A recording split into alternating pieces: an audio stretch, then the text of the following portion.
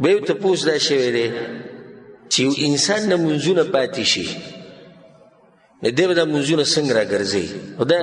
قیمتي سوال دی زموږ نه بار بار شوی او بار بار به جواب ورکوو ځکه چې مسله د مانځه ده او مونځ په ورځ کې بار بار راځي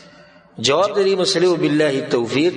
چې الله سبحانه وتعالی د هر عبادت لپاره خپل وختونه خاص کړي په هغې کې د الله سبحانه وتعالی حکمت دی که موږ ته معلوم شي او که موږ ته معلوم نه شي خو چې الله څه وایي زموږ په سر سترګو موږ به ځان خاورې کوو خو د الله په خبر باندې به عمل کوو الله سبحانه وتعالی په قرآن کې دا ان الصلاة كانت على المؤمنین کتابا موقوتا دا مونږ چې دا به د مسلمانانو باندې پره شوی دی په خپل وخت کې د ستا مرجي نه چې کوم ټیم کې کوم سړی چې مونځونه پاتې شي دا به دوه قسمه دی اولنی چې پاتې شي د ده نه مونځ د عذر د لاسه خوب یا تیر شي یا بل څه عذر نو په ده باندې څه ګناه نشتی او په ده باندې واجب دی چې دا مونځ راوګرځوي په کم ټیم کې به راګرځوي نو دا خبره کمزوري ده کم چې مشهوره ده زموږ په منځ کې چې دغه بل مونځ سره به راګرځوي لکه مازدیګر مونځ پاتې شو نو کله به راګرځي سبا د مازدیګر مانځه سره به راګرځي ماسخوتن سبا ماسخوته مانځه سره دې باندې هیڅ دلیل نشته او عقل هم نه مني نن مازدیګر مونځ ته نه پاتې سبا مازدیګر پورې ته انتظار کوي کمر راغی منځ کې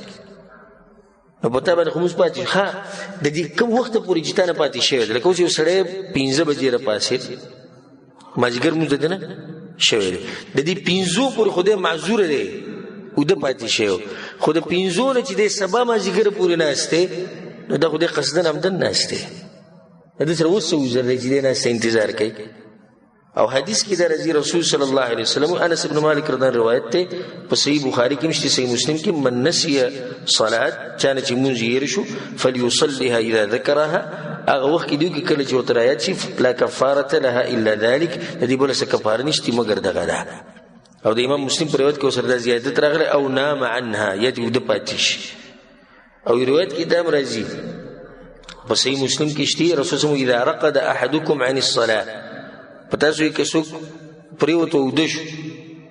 موبایل په ټیم کړه خلکو ته ویلو مبره پاسه خو انسان دې پاتې شو ده او غفل عنها يد غافله پاتې ویر شوتي دماغونه خبره وتی فليصليها اذا ذكرها کله چې وترایات شي دغه ټیم کې به کوي ویلی ان الله فان الله عز وجل يقول اقم الصلاه لذكري د دلیل رسول الله صلی الله علیه وسلم وګرځو نو دینه مسله واضح شو چې قضا شي منځونه به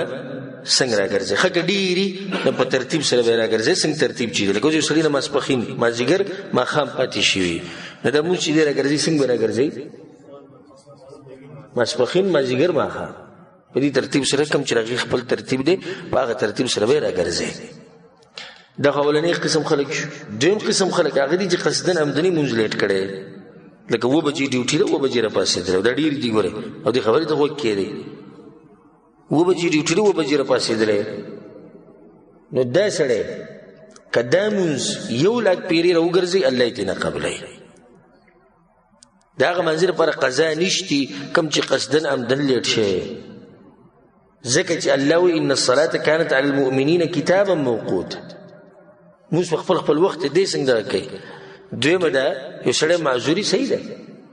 دغه عذر نشته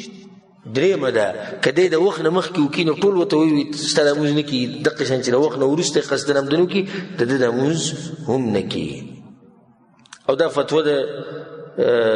عمر بن خطاب او دغه شان دغه زوی عبد الله او سعد بن ابي وقاص سلمان فارسي عبد الله بن مسعود رضی الله عنهم اجمعين دغه فتوا او بتابعین کوم د ډیر علماء د فتوا او دغه شان شیخ الاسلام تیمیه رحمه الله امام شوکانی او په نن سبا نږدې علماء کې شیخ البانی شیخ ابن باز شیخ ابن عثیمین رحمهم الله جميعا ټول لو بخیدي ټول دغه فتوا ده چې د کوم سړی نه قصدن موږ پاتې شو لیټی کو نو د دې موږ قضا نه راګرځي د باندې اوس د دې چې الله ته دې جړاګانی کوي او توبه دی وباسي الله ته کله وبخو سیده کې نه به خود الله کار دی والله اعلم